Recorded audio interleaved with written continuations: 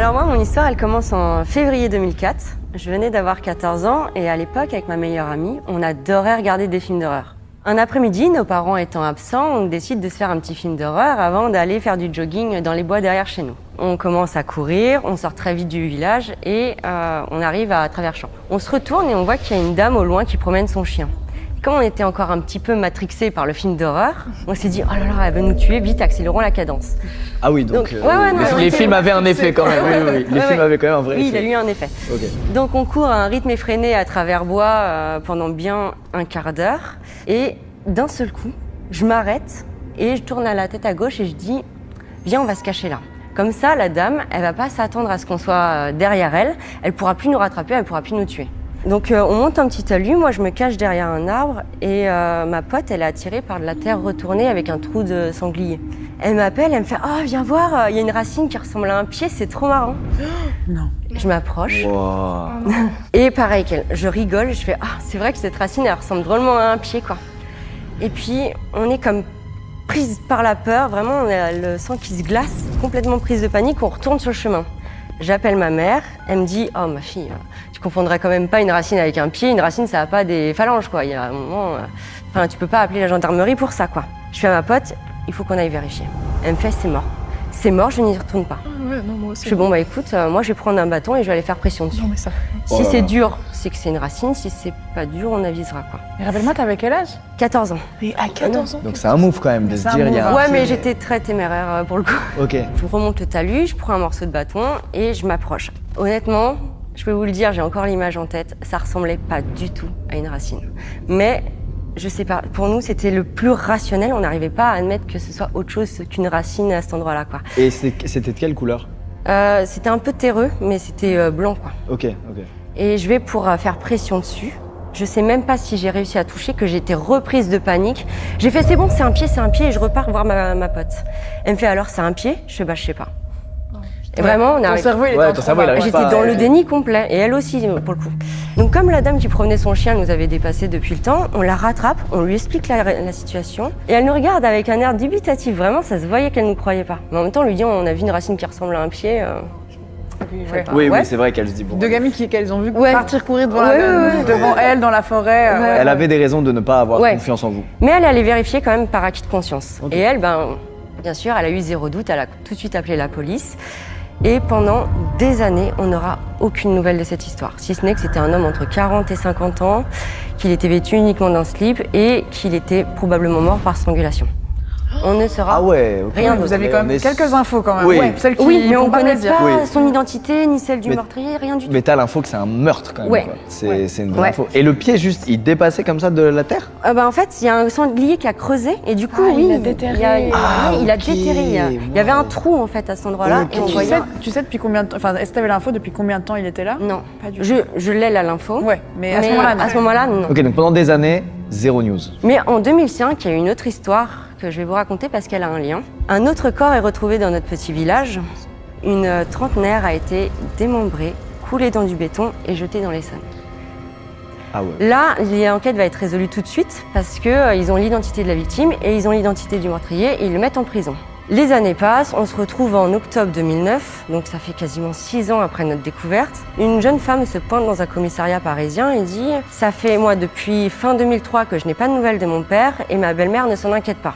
Ils font un test ADN et ils se rendent compte qu'en effet notre inconnu est son père.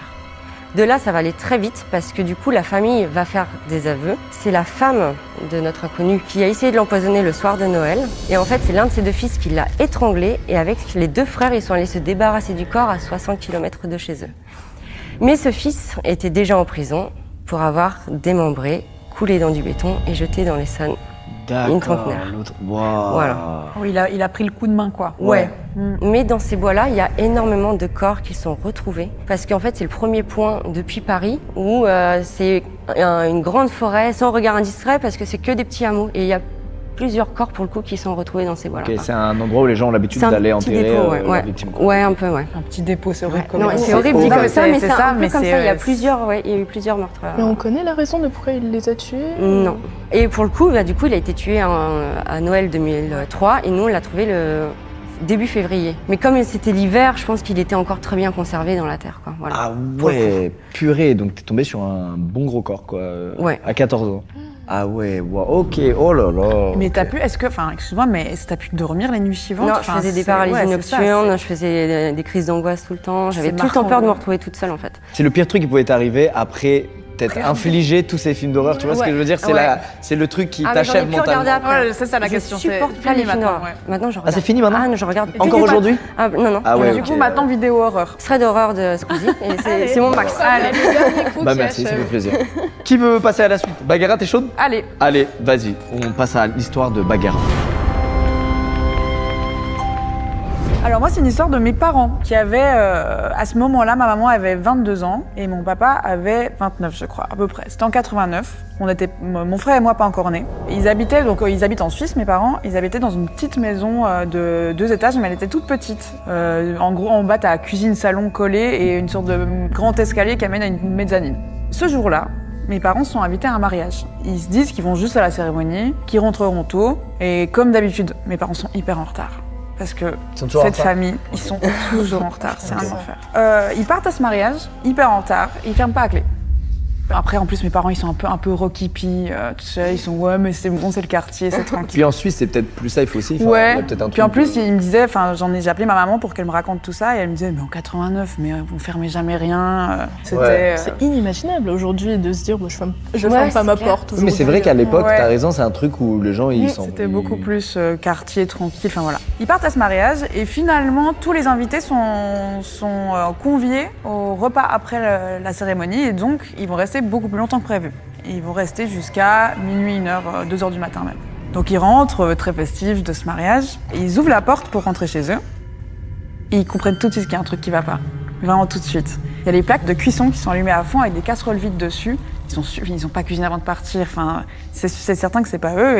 Mais ils réalisent pas trop. Ils sont un peu bizarres, mais ils rentrent, ils se posent pas trop de Est-ce qu'ils questions. se disent... mais ils se disent quand même pas que c'est eux qui ont possiblement oublié de baisser les plaques? Non, alors ça, ils se disent comprennent qu'il y a un pas, truc mais ils chelou. se posent pas la question de se dire quelqu'un est venu, ils se disent juste qu'est-ce qui se passe. Tu Ok. vois, c'est plus on va aller voir ce qui se passe. Ok. Et là, ils voient que le four est allumé aussi, que les boutons ont été arrachés du four. Et dans le four, il y a des vêtements à ma mère. Et ces vêtements, les boutons des vêtements ont été arrachés. Il y a quelqu'un qui adore les choses rondes, c'est pas possible. Oui, c'est vrai, tout ce qui est rond, il le kidnappe. Là, ils commencent à flipper en vrai. À ce moment-là, ils voient la poubelle qui est grande ouverte.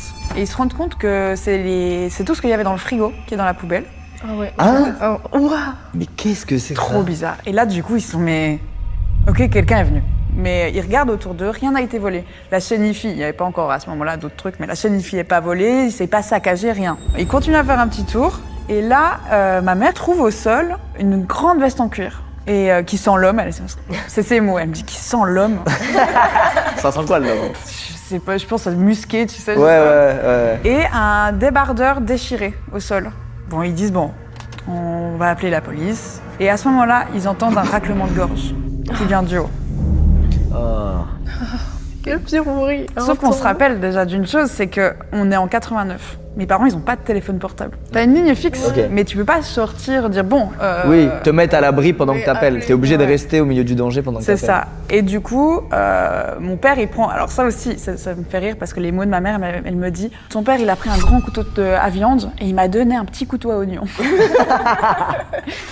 Ça tue. Vraiment. Donc ils sont comme ça avec leur couteau et ma maman, elle se dirige vers le téléphone et elle appelle la police en chuchotant, en disant il y a quelqu'un chez moi. Du coup, la police leur dit bon bah on arrive tout de suite, juste sortez. Vous sortez et vous fermez à clé. Mes parents à ce moment-là ont 2 chiens et un chat. Du coup, ils récupèrent les teckels, les 2 teckels sous les bras là, Oh, cette scène doit être adorable. Ah oui. et le chat commence à monter les escaliers. Ah. D'où vient le bruit? Oh non. Et du coup, ma mère, elle s'est tout de suite dit, je vais chercher mon chat. Je le laisse pas monter vers ce bruit, vers cet inconnu. Elle oublie d'enlever ses chaussures, elle monte en talons sur les escaliers, les vieux escaliers en bois. Et plus elle s'approche du chat, plus le chat monte. Oh, c'est horrible. Mais c'est quoi, il est complice, lui, c'est pas possible. Il Non, il était doit avoir infiltré peur de depuis tout ce temps dans la... Ouais, je sais pas. Et du coup, elle a réussi à la voir à la dernière marche. Et elle a réussi à descendre, à sortir. Et là, ils ferment la clé et ils attendent la police. Et ils ont enfermé le mec dans la maison. Ils ont enfermé le mec dans la Ok. maison.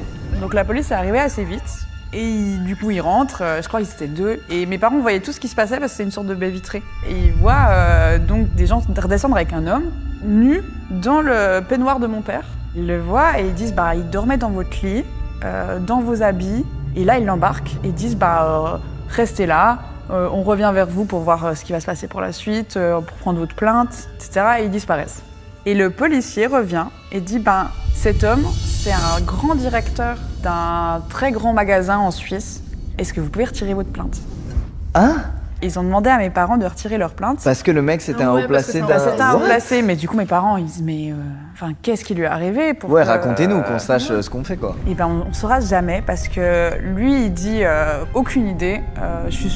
Il dit qu'il pense qu'on l'a drogué ou un truc comme ça. Mais en même temps, il vient de loin de la Suisse, donc il y avait un peu aucune raison qu'il soit là. Il vient vraiment de l'autre côté de la Suisse, il vient du Valais, donc il y a un peu aucune raison qu'il soit là. Qu'est-ce qui lui est arrivé au type ? Mais je trouve assez drôle, et du coup, il a offert un cadeau. Je crois qu'il a envoyé des produits de son magasin, c'était du jambon et des trucs comme ça, mes parents, pour qu'ils retirent leur plainte. Mais voilà, c'était l'histoire de cette intrusion très bizarre. Ah, en fait, elle est plus badante qu'une vraie intrusion parce que tu comprends pas, en fait. C'est ça, en fait. C'est ça Il n'y qui a pas est- d'explication. Tu peux même pas porter plainte. Ouais. Oui, t'as même pas le droit d'aller au Ouais, bout vas-y. du truc. Ouais, c'est ça, c'est qu'ils disent toujours, c'est vraiment cette part de mystère qui après, maintenant, ça fait combien d'années ? Ça fait beaucoup d'années, et ils se disent, on se questionne quand même souvent. Excellente histoire, incroyable. Et en fait, les intrusions, c'est un truc qui fait, c'est horrible, c'est ton intimité, il y a quelqu'un qui Ouais, accède ça sans peut ton arriver à consentement. tout le c'est- monde. Puis même pour tous ceux qui ont vécu, quand tu vis un cambriolage par exemple, même si la personne n'est plus là, juste le fait que quelqu'un ait pris tes affaires, touché, déjà c'est vraiment dur à vivre, alors j'imagine même pas quand quelqu'un est toujours là, quoi. C'est horrible. Terrifiant. Ok. Est-ce que t'es prête, Laïcia ?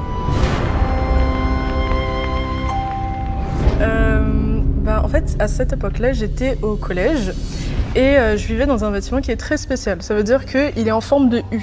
Et je pouvais voir les gens en face et tout. Et, C'était un petit U, c'était assez proche. non, il y avait 10 mètres quand même. Il y avait une pelouse entre les deux branches du U, donc voilà. Il y avait mon ancienne école primaire qui était juste derrière la branche gauche du coup du U.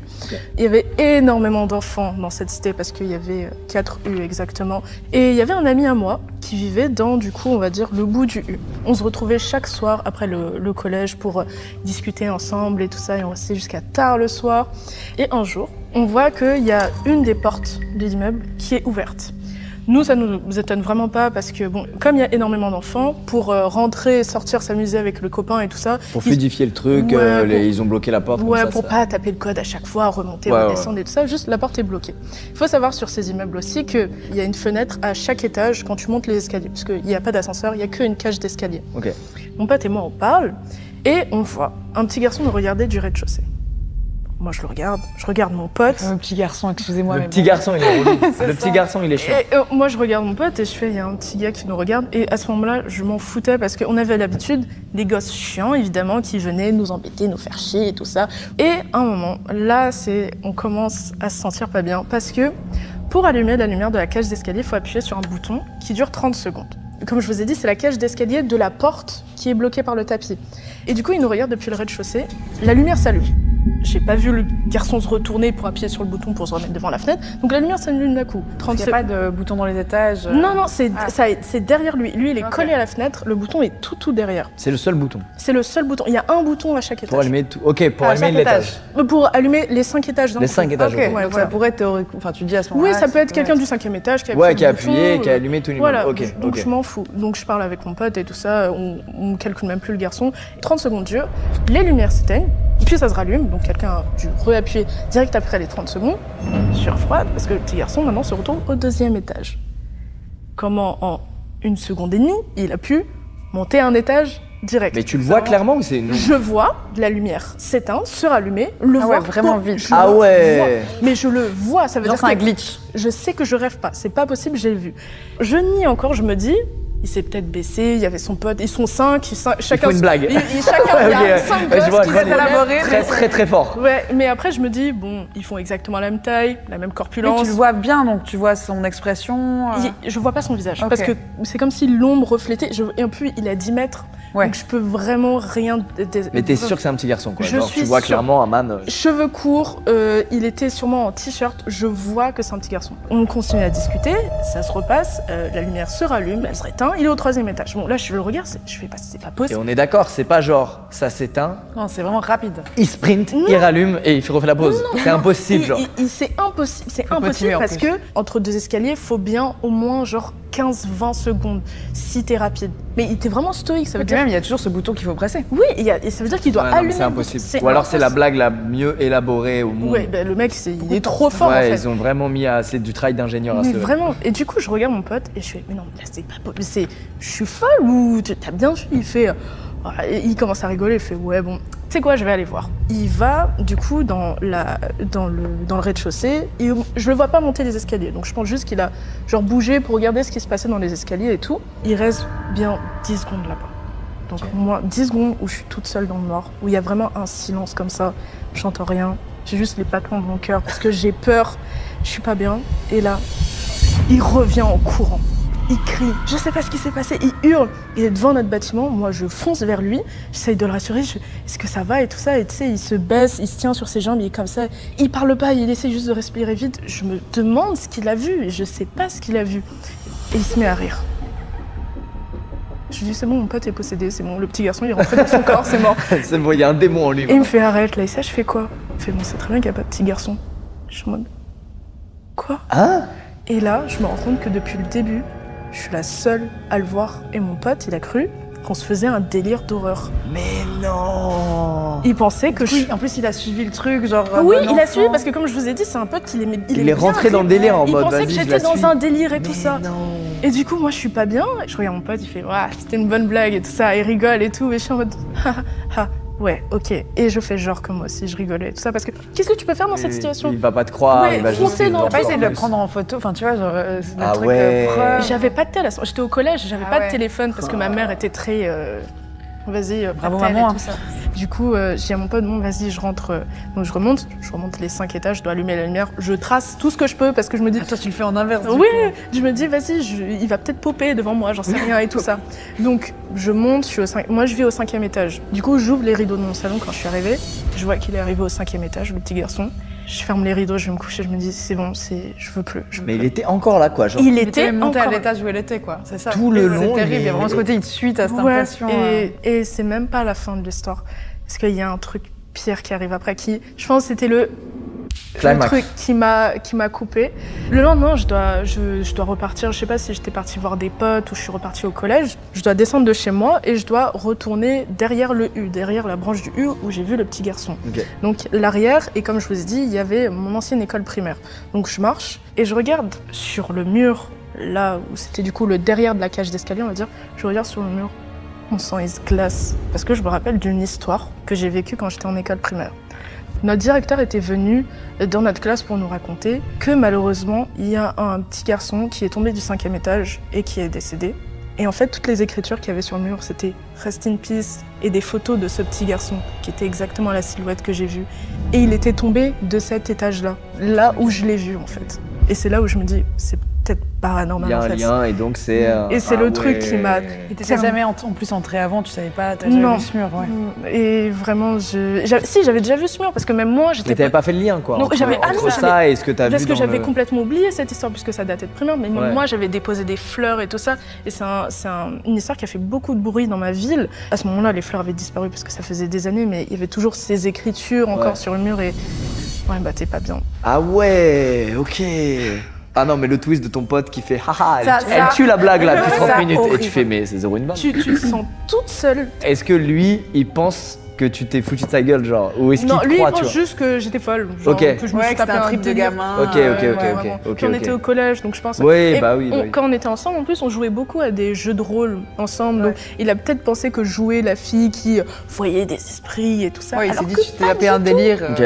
Et je comprends de fou du coup que tu ne sois pas rentré dans des explications avec lui Ouais. et que t'aies fait Tu veux faire quoi? ah ah ah ouais trop Ouais, drôle. allez, Je vas-y, comprends à mort, j'aurais fait la même. Trop la flemme de rentrer dans le truc de non mais il y a vraiment un truc que j'ai vu. Ouais, Et puis moi, j'allais pas rentrer dedans pour lui prouver que si, il y a un petit garçon à côté de moi. T'as eu bien Ouais. raison. Je pense. Je sais pas Ah, ce qui me quand serait même, ça arrivé. en tout cas ça nous aurait régalé là. Oui, c'est vrai. Ouais. Mais peut-être qu'elle aurait pas pu nous le raconter. Oui. Oui c'est Peut-être vrai. que je serais pas là. Oui c'est vrai. Ah ouais ok purée. Ah j'aurais pas kiffé ça celle-là la vivre. Bon, je devais vous raconter une histoire, mais ton histoire m'a rappelé une histoire que j'ai entendue Bref, on est parti en week-end avec un pote et il y a son père qui était là. Et son père, c'est genre la big histoire chelou de sa life. Ouais. Ce truc-là qu'il a vécu. Et il nous a raconté ça, c'est pas très long, mais c'est genre ultra chelou.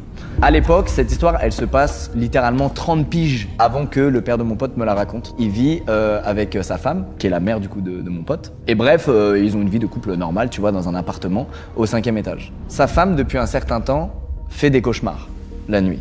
Elle dort pas très bien. Lui, carrément, des fois, il va dormir sur le canapé parce qu'elle, elle part en terreur ou elle se réveille, elle fait du bruit de fou. Du coup, lui, bref, il dort mal aussi, sauf qu'il taffe beaucoup. Bref, tu connais des fois, voilà. Un jour, une nuit, ils dorment ensemble et elle fait une crise particulièrement vénère. Ça veut dire, elle se réveille, panique, elle lui tape sur l'épaule, elle lui dit j'ai vu quelqu'un dans l'entrée de la chambre là. J'ai vu quelqu'un dans l'entrée de la chambre. Ouais, la paralysie un peu. Ouais, tu vois, la classique. Tu vois, c'est la classique paralysie. C'est j'ai vu une silhouette debout se rapprocher du lit ou tu vois. C'est très souvent ça. Je sais pas si vous avez déjà fait paralysie du sommeil. Donc, C'est un plaisir. Hein. donc c'est oui, c'est vous en faites. Non, avant. Avant, t'en as fait. Moi, j'en fais toujours un peu. Ah ouais. Pareil. C'est un moment horrible. Donc lui, il comprend qu'il s'agit sûrement de ça vu ce qu'elle décrit et donc bref, il est en mode, il est pas méga dans l'idée de la réconforter et tout vu qu'il dort trop mal et que ça fait un moment que ça dure. Donc il est en mode, vas-y, c'est rien, c'est une paralysie, dors. Voilà, il va droit au but. C'est rien, paralysie, dors. Il arrive à se rendormir et 30 minutes plus tard, il est réveillé par des hurlements de sa femme, qui cette fois est pas dans le lit, mais qui est debout dans l'entrée de la chambre. Il se réveille en full panique, il va la voir et tout, il fait qu'est-ce qu'il y a? Elle continue à faire ah, elle hurle et carrément il nous dit que elle hurle tellement, il arrive tellement pas à la calmer que pour la calmer, il lui met une baffe. Tellement elle est genre Ouais, pour qu'elle reprenne ses esprits et qu'elle explique quoi parce que lui il peut rien faire tu vois. Elle Ça fait l'excuse pas. Hein. ça n'excuse pas, mais elle, ça la. En tout cas, ça marche, elle arrête de crier et d'un coup, elle lui dit j'ai vu un mec, c'était vrai, il y avait quelqu'un chez nous, s'il te plaît, crois-moi, tu vois. Lui, il fait putain, encore une paralysie de merde. Ouais, parce que surtout, tu te dis, il y a déjà eu avant. Voilà, il y a ce ouais, passif, c'est ça. etc. Tu vois. Bref, ils vont tous les deux se recoucher. Tu vois, il finit par réussir à la calmer. Il nous dit qu'ils ont très peu dormi cette nuit-là parce qu'elle était particulièrement affectée par ce qui venait de se passer, tu vois. Et le lendemain, il y a un flic qui toque chez eux. Il lui dit écoutez, monsieur, vous avez fait quoi hier soir? Lui, il fait bah rien. J'ai dormi avec ma femme. Excuse-moi, mais c'est le genre d'histoire qui me terrifie quand je suis mais ça, c'est vraiment, c'est horrible. Rien, j'ai dormi. Il dit vous êtes sûr? Je vais poser quelques questions à votre femme, ça vous dérange pas, mais sans que vous soyez là. Il est dans le flou, tu vois, il attend comme un con pendant que le flic interroge sa femme, tu vois. Et puis le flic revient le voir et il lui dit bon écoutez, il y a un mec qui est mort là, en bas de votre immeuble, il s'est écrasé par terre. Donc je suis en train de venir à tous les étages, interroger les gens pour savoir ce qui s'est passé. Et si j'ai interrogé votre femme là, c'était pour savoir si elle avait pas un amant. Et que l'amant, Ce serait essayer de vous l'avez pas expulsé de votre appartement par la fenêtre. Lui il fait bah non, j'ai pas fait ça, tu vois. Et puis là il repense à la veille et il se dit mais attends, Mais ouais. en fait il y avait vraiment un mec dans l'appart. Et ma femme, elle a pas fait une paralysie du sommeil ou elle a pas halluciné. Il y avait vraiment un mec qui était là et qui est resté pendant plusieurs dizaines de minutes puisqu'elle l'a vu une première fois, souvenez-vous. Bah oui, mais c'est ça, parce qu'ils se sont rendormis. Et ils sont endormis, le mec est resté dans l'appart. Du coup, il a entendu le côté du mari qui dit non mais c'est rien, tranquille. Absolument. Ah, et en fait, ok. c'est un mec qui a escaladé la façade de l'immeuble, qui est rentré chez le père de mon pote, qui est resté. Il a rien fait en plus. Il a rien fait, rien n'a été volé, rien n'a été abîmé, il a rien fait. Et les gens, faut qu'ils arrêtent de rentrer pour rien faire là. Et la théorie de mon pote, c'est que face au cri de sa meuf, le mec il a paniqué, il s'est précipité vers la fenêtre par là où il est arrivé, il a voulu redescendre vite et il s'est rétame en fait. Le père de mon pote, il est un peu, ça l'a méga affecté cette histoire parce qu'il a jamais eu le vrai fin mot de l'histoire. Genre dur, pourquoi ça. il a fait ça? Pourquoi ce mec sobre est venu là pendant plusieurs dizaines de minutes? Il a quand même su d'un pote flic que dans cet immeuble, il avait vécu dans cet immeuble. des années et des années auparavant avec sa femme et sa fille, le mec en question qui est mort. Et donc lui, sa théorie, c'est que il serait revenu en quête de, je sais pas, de nostalgie ou de, tu vois, le mec allait très mal. Il aurait voulu revenir dans l'appart où il a vécu des choses joyeuses avec sa femme et son gosse. Et il est revenu là de désespoir, tu vois. Sauf que il s'est fait griller et il a paniqué et il est dead. Voilà, je vous ai mis le cafard. C'est vrai que souvent, ce qui te terrifie peut être justement. Enfin, il y a deux faces. Il y a à deux chaque côtés de histoire, l'histoire, ouais, exactement. Et là, l'autre côté de l'histoire, pour une Ça peut fois, être très triste, tu le comprends, tu vois, t'as de l'empathie pour ce gars. Tu te dis, putain, le mec désespéré. Il a glissé, quoi. Il a glissé, en fait, il pleuvait à torrent cette nuit-là, et du coup, il a glissé, il s'est rétamé. Non, mais voilà l'histoire du père d'un très bon pote. Voilà. Etienne, si tu regardes la vidéo. Et ben, les amis, on commence avec L'exorcisme de Michel Hanlise.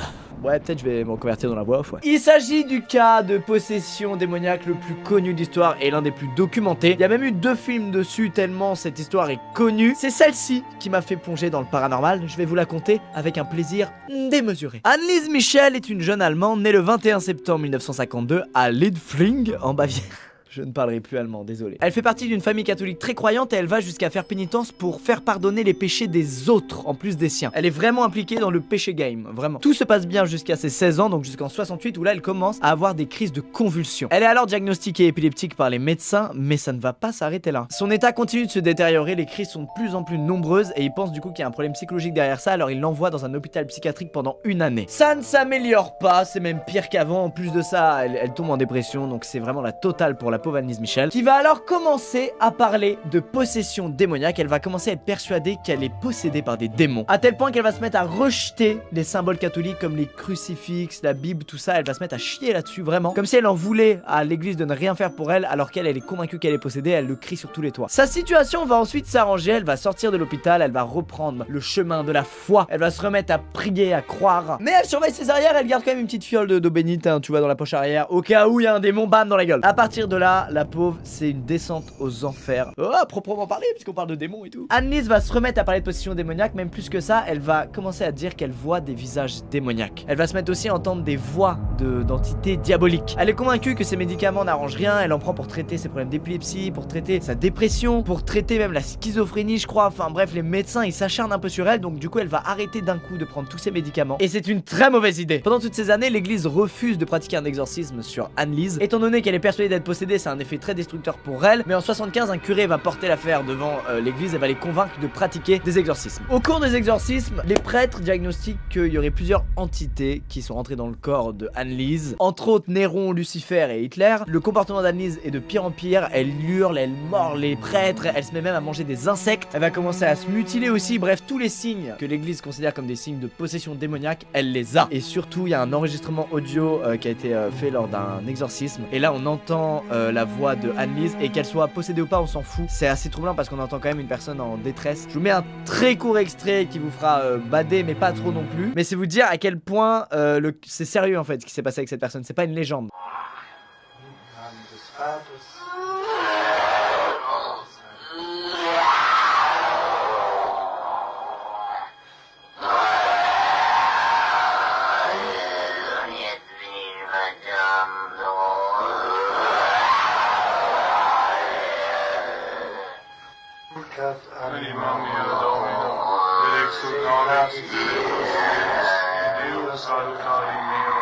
Le 1er juillet 76, Anneliese décède, elle meurt à l'âge de 25 ans après des années de souffrance, et cette histoire a fait d'elle le cas de possession démoniaque le plus connu de l'histoire. Ça, c'est l'histoire comme les gens aiment la raconter, sauf qu'il y a un décor qui est beaucoup plus glauque après ça, c'est-à-dire qu'il y a eu un procès qui a commencé en mars 78 et qui accusait en fait les prêtres qui ont pratiqué les exorcismes et les parents d'Anneliese de négligence, entraînant la mort d'une personne. Le procès était assez dingue et emblématique parce que ça opposait l'église qui parlait de faits surnaturels comme de possession démoniaque à la science, les médecins, qui expliquaient que le comportement d'Anneliese était lié à tous les médicaments qu'elle prenait et leurs effets secondaires, et aussi à l'arrêt brutal de cela, c'est-à-dire que c'est des traitements lourds et quand t'arrêtes en plein milieu, ça met ton cerveau un peu en bordel. Résultat du procès, les parents d'Anneliese et les prêtres furent condamnés à 6 mois de prison avec sursis. Pourquoi? Parce qu'en fait, s'il y avait eu non-lieu, ça donnait raison aux prêtres d'avoir eu ces pratiques-là sur Anneliese, et ça aurait surtout montré que la justice voit la possession démoniaque comme une réalité et non plus comme un mythe ou quelque chose de paranormal, mais on n'a pas de preuve que ça existe vraiment. Voilà, c'est assez ouf comme histoire, ça opposait vraiment le paranormal et la science, et ce qui est horrible, c'est que les symptômes d'une possession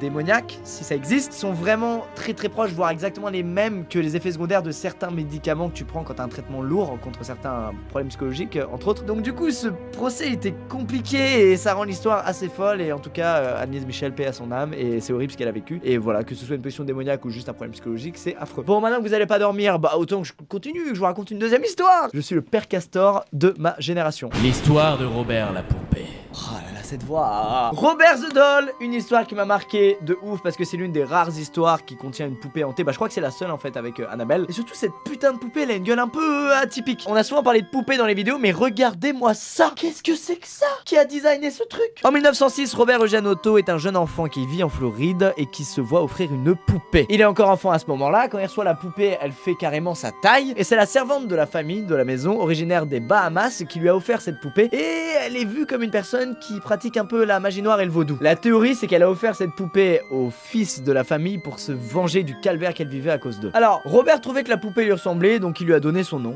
au calme. La poupée s'appelle donc Robert et lui se faisait appeler par sa famille par son deuxième prénom, Eugène. Pour moi, c'est un gros début de schizophrénie, mais ainsi soit-il. Il va rapidement y avoir un problème avec cette poupée et cet enfant, puisque les parents, ils entendent Eugène parler à Robert dans sa chambre. Mais ils entendent deux voix différentes, c'est ça qui est glauque. Alors, les enfants ont souvent des amis imaginaires, ou en tout cas, ils en créent, donc ils se disent que leur fils interprète tout simplement la voix de sa poupée Robert, ainsi que la sienne, et il converse à sa poupée, sauf qu'en fait, c'est lui qui fait les questions et les réponses. Quelques années plus tard, les parents vont changer d'avis, parce que là, il va plus être question de simples petites conversations entre les deux. Ils entendent la poupée crier sur Eugène et lui donner des ordres. Au calme, Robert, il prend un melon, mon pote, t'as jamais vu ça. Les parents ont même dit que quand ils sont entrés dans la chambre, ils voyaient Eugène dans un coin de la pièce en PLS et Robert posé sur une chaise. Au calme. Eh, t'es une poupée, tu redescends, mon pote, ok? Souvent, quand les parents rentraient chez eux après être allés en vacances ou au cinéma, ils retrouvaient des trucs cassés dans la maison et le pauvre Eugène, il avait rien fait. Du coup, il répondait Robert did it, c'est-à-dire c'est Robert qui a fait ça. Cette phrase aujourd'hui, elle est commune un peu dans les familles en Floride. Quand un gamin a fait une bêtise, il dit Robert did it, tellement. C'est vous dire à quel point l'histoire de Robert the Doll est connue là-bas. Le temps passe, les années passent, les parents d'Eugène décèdent. C'est triste, mais c'est la vie, c'est comme ça que ça se passe. Eugène se retrouve alors à vivre dans la maison de ses parents sans ses parents. Bon, c'est un adulte maintenant, hein, il a 30 ans, enfin tu vois, voilà. Il se retrouve donc avec une chambre en trop. Qu'est-ce qu'on fait quand on a une poupée en trop et une chambre en trop? Eh ben on unit les deux. Voilà pour que la poupée ait sa petite chambre à elle. Eugène, tu fais quoi là? Eugène va ensuite étudier l'art à Paris, puis il revient vivre dans cette fameuse maison des années plus tard avec son épouse, Anne. Eugène, il continue de parler à Robert la poupée. Anne, elle se dit, mais qu'est-ce que c'est que ce bordel? Ça dure, ça dure, ça dure. Et un jour, elle fait, j'en ai marre! Elle négocie, Robert, ça dégage, ça va au grenier. Voilà. Et là, c'est très très glauque puisque les voisins vont se mettre à aller voir Eugène en lui disant, mec, il y a un truc dans ton grenier qui bouge. Robert la poupée se met aux fenêtres du grenier, puis bouge, passe d'une fenêtre à l'autre calmement. Ah ok. Mais Eugène refuse de jeter Robert à la poubelle. Anne, ça va la rendre folle. Quelques années plus tard, Anne décède, paix à son âme, et il y a plein de voisins qui pensent que Robert did it. On arrive en 74, Eugène décède, la maison est vendue, une famille vient emménager là, et il y a toujours Robert au grenier. Bah oui, c'est soit son foyer à lui. Et c'est ouf parce que la famille a constaté que leur petite fille de 10 ans se mettait à développer une relation imaginaire avec cette poupée, avec Robert. Et on peut voir Robert dans une cloche en verre, dans un fort, qui est devenu je crois un musée des horreurs, ou je sais plus trop quoi, mais bref. Et en fait quand on passe devant, il faut lui demander la permission de prendre une photo. Et apparemment il aurait hanté quelques visiteurs du truc. Quoi qu'il en soit, c'est génial l'histoire avec les poupées. Enfin c'est génial à lire, à vivre, c'est un peu moins génial apparemment. Cette histoire-là m'avait aussi énormément fait kiffer, et puis surtout la gueule atypique de la poupée quoi, mec, c'est fou. Bon, n'est-il pas temps de passer à la troisième histoire? The Enfield Poltergeist. Eh, pas dégueu celui-là. Alors déjà, qu'est-ce qu'un poltergeist? Ça vient du coup de l'allemand poltergeist, c'est le dérivé de poltern, qui veut dire faire du bruit, et geist, qui veut dire esprit. Il s'agit donc d'un phénomène paranormal consistant en des bruits divers, des déplacements, apparitions ou disparitions d'objets ou autres phénomènes a priori inexplicables. Oui, j'étais sur Wikipédia. On bat les couilles. Nous sommes en 1977 à Enfield, une ville d'Angleterre. Peggy Hudson vit dans une petite maison avec ses 4 enfants, et elle va être témoin de phénomènes paranormaux. Ça va partir en couille, et j'adore cette histoire, déjà parce qu'elle a inspiré mon film d'horreur préféré, Conjuring 2, et surtout parce que c'est le cas d'apparition de phénomènes paranormaux le plus documenté de l'histoire du poltergeist. En vrai, il y aurait matière à faire une vidéo juste sur cette histoire-là, mais vu qu'elle est extrêmement connue et que d'autres l'ont déjà fait, je vais pas vous faire ça. Je vais juste vous dire les grands traits de l'histoire, et pour les curieux, vous irez voir en détail, mais c'est hyper intéressant. Peggy Hudson vit dans une petite maison à Enfield, comme je viens de vous le dire, et elle élève ses 4 enfants là-bas. Margaret, 13 ans, Janet, 11 ans, Johnny, 10 ans, et Billy, 7 ans. Nous sommes le 31 août aux alentours de 21h, donc c'est pas très tard en plus, et Peggy est posée dans sa chambre en train de dormir lorsqu'elle entend un crissement qui vient regarde la chambre des enfants. Elle rejoint la chambre en courant, les deux enfants sont réveillés, relevés dans leur lit et ils disent putain maman on a peur. Il faut savoir que la veille, ses enfants lui avaient dit ah maman au secours, nos lits bougent tout seul, au secours nos lits bougent tout seul. Cette fois-ci c'était la chaise qui apparemment bougeait toute seule. Peggy calme les enfants, elle regagne sa chambre et elle entend un petit glissement bizarre. Elle retourne dans la chambre et là il y a 4 tocs qui proviennent des murs de la maison comme du cœur de la maison. Et là la commode, donc une commode c'est très lourd, qui est située contre un mur, se met à se décoller du mur et à bouger. Comme s'il y avait une entité qui l'a poussé vraiment avec une force démesurée. Ce qui fait un peu flipper quand même. Donc sur le coup Peggy, elle a pas d'explication rationnelle à ce qui vient de se passer. Elle prend une sage décision, c'est venez tous, on dort tous dans le salon ensemble. C'est la meilleure idée. Peggy va alors aller chercher de l'aide auprès de ses voisins en les suppliant de venir dans sa maison pour inspecter avec elle parce qu'il s'est passé un truc pas très normal quand même. Alors ils vont commencer à se balader dans la maison et il y a ces fameux toc-toc qui vont continuer d'apparaître. Mais ils apparaissent toujours autour de là où Peggy et ses voisins se trouvent dans la maison. C'est comme si quelqu'un était enfermé dans les parois de la maison et toquait à l'endroit où ils sont en se déplaçant en même temps qu'eux pour leur faire peur. Aux alentours de 23h, ils ont toujours pas d'explication logique, donc Peggy elle se dit bon bah ça se trouve c'est vraiment quelqu'un qui est venu dans la maison, donc dans le doute je vais appeler la police pour qu'ils enquêtent. La police se ramène, ils rentrent dans la maison, tout est très calme. D'un coup ils réentendent les fameux toc-toc et là l'un des fauteuils du salon se met à glisser d'environ 1 mètre sur le sol. Les policiers, qu'est-ce que tu veux qu'ils fassent? Si c'est un truc paranormal, c'est un truc paranormal, les flics ils peuvent rien faire, c'est pas eux qu'il faut appeler. Qui faut appeler? Peggy contacte la presse et il y a un gars de la presse qui est sensible à ça, il s'appelle George Fallows et il va sur les lieux, il entend les fameux coups et il décide de contacter un organisme pour gérer l'affaire. Ça fait la une de plusieurs journaux, tout le monde parle de ça, souvent il y a des journalistes et des enquêteurs devant la maison, bref du coup la famille vit un enfer, ils sont fatigués, ils ont du mal à dormir et en plus il y a ça. À partir de là, les manifestations surnaturelles se multiplient et elles semblent être centrées autour de Janet. Par exemple, c'est Janet qui se réveille en pleine nuit avec une sensation de suffoquer comme si quelqu'un lui avait pincé le nez et mis une main sur la bouche. C'est vers Janet que les objets volent, bref ça a l'air vraiment d'être autour d'elle. Maurice Gross qui fait partie du fameux institut qui enquête sur le paranormal est régulièrement chez la famille de Peggy pour être témoin des phénomènes et voir ce qu'il peut faire. Comme je vous ai dit, c'est souvent autour de Janet que ça se passe et une nuit Janet se réveille en hurlant, elle bouge dans tous les sens, elle est excitée. Maurice essaie de la calmer mais il se fait mordre. Ça finit par une petite injection d'un produit pour la calmer et au final elle est diagnostiquée schizophrène. Ça fait un peu penser justement au cas de Annelise, c'est ça qui est horrible. À partir de là il y a plein de photos de Janet qui vont être prises, Janet qui vole contre la radio, la célèbre photo de Janet qui lévite au-dessus de son lit, même si on dirait qu'elle saute hein, clairement. Et alors du coup voilà, c'est ça qui est horrible, c'est est-ce que tout ça est un gros fake organisé par la famille ou est-ce que c'est réel? Les enquêteurs s'enchaînent, les médiums s'enchaînent, il y a un nombre de gens qui passent dans cette maison pour voir ça et pour essayer d'arranger la situation, c'est incalculable. L'histoire prend fin en 78, genre il y a tellement de trucs paranormaux dans la maison qu'ils sont habitués. Genre Janet quand elle se couche, elle est projetée hors du lit, elle se met à voler, c'est normal, ça devient normal. Il y a alors une décision qui est prise, c'est qu'elle aille en hôpital psychiatrique et elle va dans le meilleur hôpital psychiatrique du monde. Elle va y rester 3 mois avant de rentrer chez elle et à partir de là tout se calme, même s'il y a encore des fois des témoignages d'apparition de la part des enfants de Peggy. Ils disent avoir vu un vieux monsieur ou un enfant. Et voilà, fin de l'histoire. Janet est toujours en vie et elle a témoigné plein de fois de tout ça, de son enfance un peu mouvementée. Et alors, la question est, gros problème psychologique ou vrai poltergeist? Comme pour Annelise. C'est ça qui est fou avec ces histoires, j'adore. Les amis, on tout de suite dans le vif du sujet avec l'histoire de Aude. Aude, elle a un petit job d'appoint, c'est le babysitting, voilà, elle en fait. Ça lui permet entre autres de financer ses sorties entre potes et ses jeux vidéo. C'est elle-même qui le dit. Et elle a donc un second téléphone dédié à cette activité. Pour la simple et bonne raison que son numéro est un peu partout dans la rue, puisque Aude, pour trouver des clients, des gens qui font appel à elle, et ben elle met des affiches. Bref, ce jour-là, le jour de l'accident, il est 15h et quelqu'un contacte Aude sur son second téléphone du coup. Voilà, c'est un message tout à fait normal de quelqu'un qui lui demande si elle est disponible samedi qui suit, et Aude répond tout de suite et lui envoie les horaires auxquels elle est disponible samedi qui suit. Elle explique qu'il y a eu quelques échanges parfaitement normaux entre temps avec la personne, notamment sur le temps de la prestation, sur si elle doit récupérer les clés ou s'il les met sous le paillasson, ce genre de bêtises. Des trucs tout à fait normaux qu'elle a déjà vu plein de fois. Et ce n'est qu'un peu plus tard dans la journée que Aude reçoit un message moins habituel pour le coup. Le papa ou la maman lui demande d'envoyer une photo d'elle. Pourquoi pas? C'est vrai qu'on sait jamais trop sur qui on tombe avec ces annonces qu'on trouve dans la rue, donc peut-être que ça rassure de voir la personne, je sais pas. Dans le doute, Aude refuse. Elle n'envoie pas la photo et la personne en face n'insiste pas. Le lendemain, nouveau message de ce client, et là, c'est vraiment bizarre. La personne lui demande par message si elle aime les hommes plus âgés qu'elle. Inutile de préciser que c'est pas vraiment une question normale à poser à quelqu'un que tu mandates pour du babysitting. Aude explique qu'elle a juste ignoré le message et que ça l'a pas alarmé plus que ça. Qu'elle a déjà eu plein de messages lourds de gens comme ça dans sa vie, mais pas de clients. Et c'est là où elle dit putain ça aurait quand même dû m'alerter. Bref, le jour J arrive, on est samedi, et elle appelle un Uber pour se rendre à la maison où elle doit garder du coup l'enfant. Aude arrive sur les lieux et là, elle vérifie si elle est bien à la bonne adresse, parce que la maison qu'elle a devant elle ne ressemble pas du tout aux maisons dans lesquelles elle a l'habitude de se rendre. Elle se tient face à une vieille maison à 2 étages, étage. Elle constate que 2 des fenêtres sont cassées et que le bois a l'air de pourrir, que la plupart des planches, il y a des trous dedans. Elle passe le portail et c'est en marchant vers la maison qu'elle s'arrête parce qu'elle aperçoit quelqu'un à l'une des fenêtres. Ce qui est personnellement ma phobie. Il y a un homme qui a l'air d'avoir la quarantaine qui se tient là, avec sur la tête ce qui a l'air de ressembler à une couronne de fleurs, et surtout il a quelque chose dans la main mais elle arrive pas à voir ce que c'est. Aude reste figée, regarde cet homme, et après plusieurs secondes, tape le sprint de sa vie. Elle explique même qu'elle a tellement couru qu'à un moment elle s'est ramasse sur un trottoir et c'est là qu'elle a décidé d'appeler sa mère pour qu'elle vienne la chercher. Et elle explique qu'encore aujourd'hui elle a ce visage de ce mec ancré dans sa tête. Et bien évidemment elle s'est très souvent posé cette question, cette fameuse question du putain si j'étais entré dans la maison et que j'avais pas regardé la fenêtre, qu'est-ce qui me serait arrivé quoi. Bref, si vous faites du babysitting, attention hein.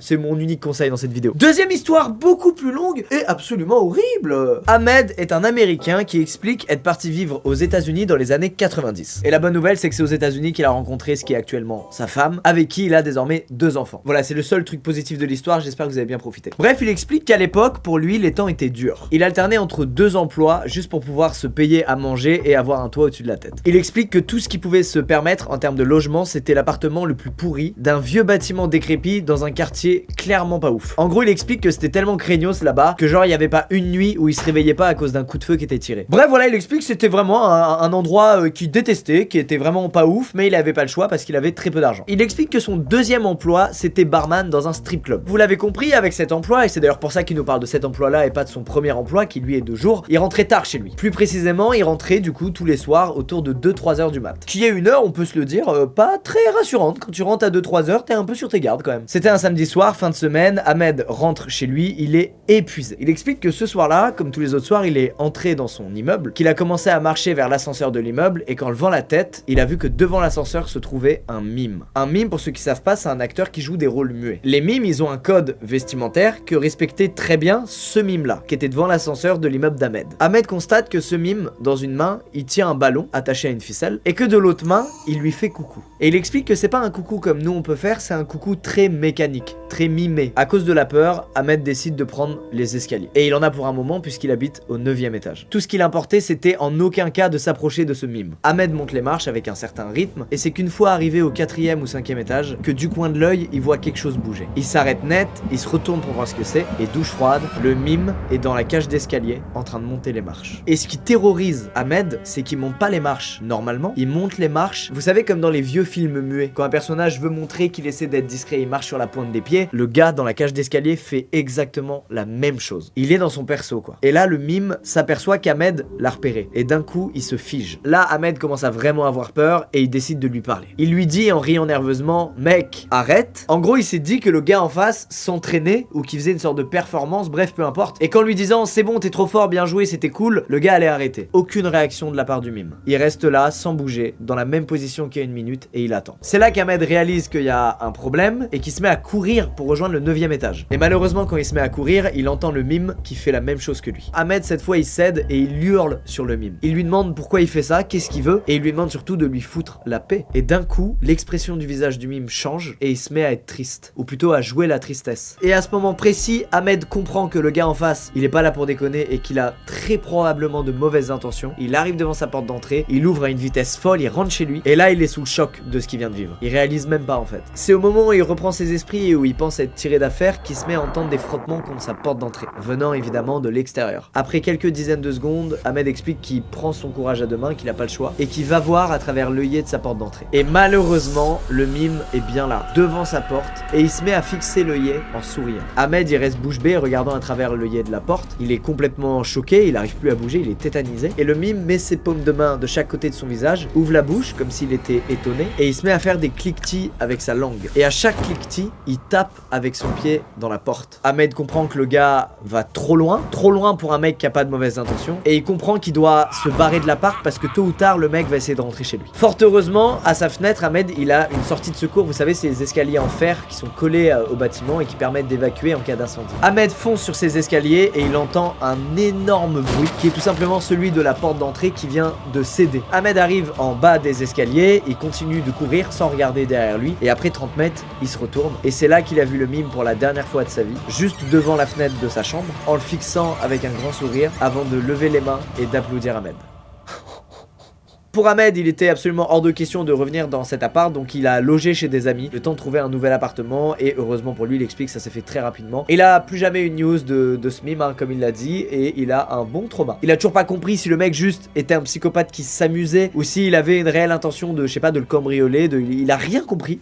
En même temps, y a rien à comprendre, mec. À part se barrer très loin, y a rien à comprendre. Bref, c'est horrible. Tout cela nous amène à la dernière histoire qui est celle de Olivia. Il y a quelques semaines, il est 21h passées et Olivia est dans sa voiture avec son enfant. Elle est sur une autoroute du nord de la Californie et elle rejoint son mari qui se trouve chez ses parents. Tout ça a très peu d'importance. Ce qui est important, c'est qu'elle est seule dans sa voiture et que son fils est à l'arrière de la voiture en train de dormir. Elle roule tranquillement sur une route à sens unique constituée de 2 voies et qui plus loin devient une route à une seule voie. Peu avant que la route ne devienne qu'une seule voie, il y a une voiture qui se met à rouler au même niveau qu'Olivia. Une voiture qui semble faire partie de celle que les policiers utilisent quand ils sont en civil. Bref, la voiture ralentit pour laisser Olivia s'insérer dans l'unique voie que devient cette route. Mais mauvaise surprise, la voiture allume son gyrophare. Olivia explique que la voiture qui se trouve derrière elle est toute noire et que du coup elle arrive même pas à voir à quoi ressemble le conducteur de cette dernière. Mais elle veut pas de problème, donc elle se gare sur le bord de la route et la voiture du coup vient se garer derrière elle. Olivia prépare son permis et ses papiers d'assurance en vue du contrôle qui va probablement lui tomber dessus. Et pas de surprise, un homme en uniforme du coup sort de la voiture de derrière et s'approche de sa vitre à elle. Une fois arrivé au niveau de sa fenêtre, Olivia baisse la vitre et lui dit: est-ce que j'ai fait quelque chose de mal? Et elle le dit sincèrement, elle le dit pas comme vous et moi parfois quand on se fait contrôler et qu'on sait ce qu'on a fait. Elle comprend vraiment pas parce que là où elle a doublé le policier qui en plus a ralenti exprès pour la laisser passer, c'est une zone où le dépassement est autorisé. Après avoir posé sa question, Olivia elle réalise qu'en fait l'homme qui est à la fenêtre de sa voiture, c'est pas un uniforme qu'il porte, c'est juste une tenue toute noire. Le gars il ressemble à une ombre quoi, dans le noir on le voit pas du tout. Et comme pour Aude, la babysitter, elle explique qu'au début elle a pas percuté, ça l'a pas alarmé plus que ça, et qu'après quoi elle a réalisé à quel point c'était grave en fait. Bref, elle lui tend quand même son permis de conduire en lui redemandant est-ce que j'ai fait quelque chose de mal, je comprends pas. Et le monsieur à sa fenêtre prend son permis et l'inspecte pendant pas loin d'1 minute, ce qui est très long pour inspecter un permis, ça prend vraiment pas ce temps. Minute à l'issue de laquelle le monsieur rend à Olivia son permis sans avoir encore dit un seul mot. Et c'est ce qui fait qu'Olivia comprend qu'il y a quelque chose qui est étrange. Et dans un élan de courage, elle lui demande en s'excusant son numéro de badge et aussi le département de la police dans lequel il travaille. Et ce cher monsieur qui est très près d'Olivia, rappelons-le, puisqu'il est à sa fenêtre, ne répond toujours pas à ses questions et la fixe pendant plusieurs secondes avant de fixer son fils qui est sur la banquette arrière en train de dormir. Et après plusieurs secondes et toujours aucun mot de sa part depuis le début de l'intervention, il retourne à sa voiture, il démarre et il se casse. Olivia explique qu'après ça, elle était en panique et elle a foncé chez sa belle famille en ne respectant aucune des limitations de vitesse tellement elle était dans l'angoisse. Elle n'a jamais revu ce mec qui n'était définitivement pas un policier. Encore aujourd'hui, elle se pose beaucoup de questions sur ce qui s'est passé. Elle se demande par exemple ce que le mec aurait fait s'il n'y avait pas son fils qui dormait sur la banquette arrière. Bref, ça l'a hanté pendant pas mal de temps et c'est horrible parce que j'ai toujours eu cette angoisse de me dire mais attends, mais c'est sûr qu'il y a des faux gyrophares sur le marché. Et c'est assez convaincant pour que même si t'as un doute, tu t'arrêtes si jamais un mec l'utilise derrière toi parce que au cas où c'est des policiers, t'as pas envie de te retrouver dans la merde parce que t'as fait un délit de fuite ou je sais pas quoi. C'est tellement badant mon gars, c'est l'enfer. C'est la fin de nos 3 histoires d'aujourd'hui. Donc là ce qui va se passer c'est que vous allez plus conduire, vous allez plus faire de babysitting et vous n'allez plus rentrer chez vous à 3h du matin par peur de voir un mime devant votre ascenseur. J'adore, je suis friand, j'ai l'impression que ça s'arrêtera jamais ces trucs d'horreur. Il y a toujours plus de mécanique, toujours plus de situations différentes et faut le dire, juste j'en profite un petit mot. Je deviens moi-même un peu parano dans la vie. Moi-même je regarde beaucoup plus sous mon lit qu'avant. Moi-même les rares fois où je rentre tard le soir, parce que c'est pas du tout mon truc les soirées, j'ai l'impression d'être suivi et je regarde un peu derrière moi. On développe tous des symptômes post-thread d'horreur, mais vous en faites pas. Ce genre de truc ça n'arrivera qu'à 20 personnes parmi nous. Et on espère juste que ce sera pas nous, n'est-ce pas? À très vite.